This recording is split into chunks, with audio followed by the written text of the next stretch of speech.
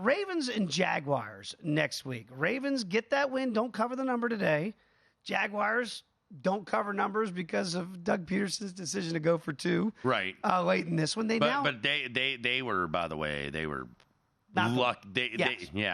Sorry to interject there, but I had Cleveland and I had them in the contest. I explained that earlier. Got fortunate with the 2.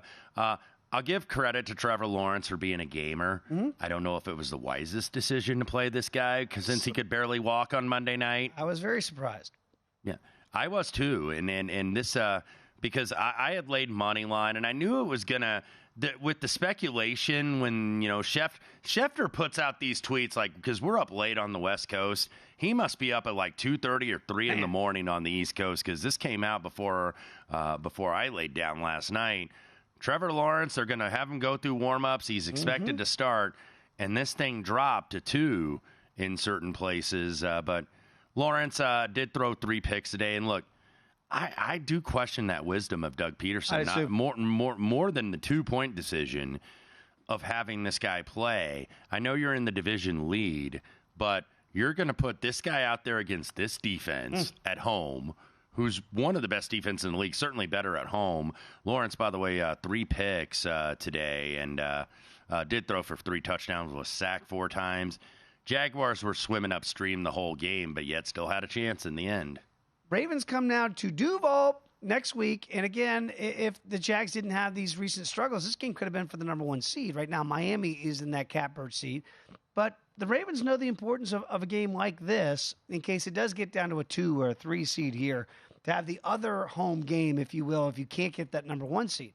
3.5, total of 43.5. That's risen by 4 full points. Mm-hmm. Ravens, really good defense, but they weren't really good today. Yeah, and I think that was part of it, reason why it's risen, and then also the fact that apparently Lawrence is going to go because we didn't know if he was going to be out for a week or 2 weeks or however many weeks, but the Jaguars, even in defeat today, they do get some fortune because Indianapolis blew a golden opportunity. Houston doesn't get it done on the road, so you still got the Jaguars with a 1-game lead at 8-5 with 4 games to play.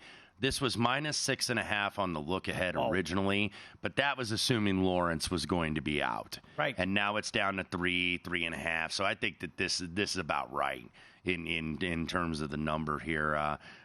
Look, Baltimore found a way, man, and I've ranked They've given away games like that this year. They have. I still have them ranked. I'd rank them number 1 in the AFC, and not just because they have the best record, but I think that they've had the least amount of peaks and valleys. Even though, like you recall, they gave away. I don't know if they gave it away, but they were disappointing against the Colts. Yep. Remember when the Colts beat them in overtime? Matt Gay kicked the 5 field goals in Charm City. But yeah, Baltimore. They were playing from behind for a lot of this game. They were trading scores early on, but yeah, this was Danger Will Robinson and Lamar Jackson. The reason why I think he should, maybe not the favorite, I would probably vote him MVP if I was a voter.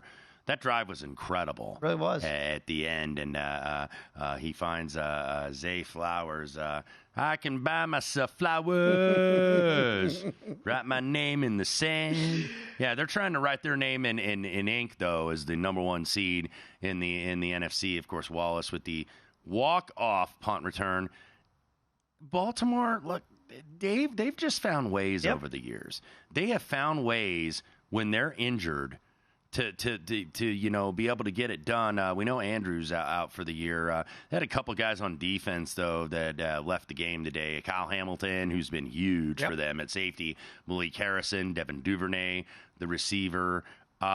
With Jacksonville, it wasn't just the Lawrence injury that moved the numbers. The fact that Cam Robinson now on IR, Christian Kirk, their leading receiver now on IR, Walker Little has a hamstring issue.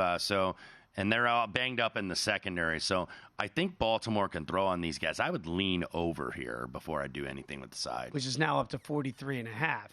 Go to VSiN.com/subscribe to become a VSiN Pro subscriber today.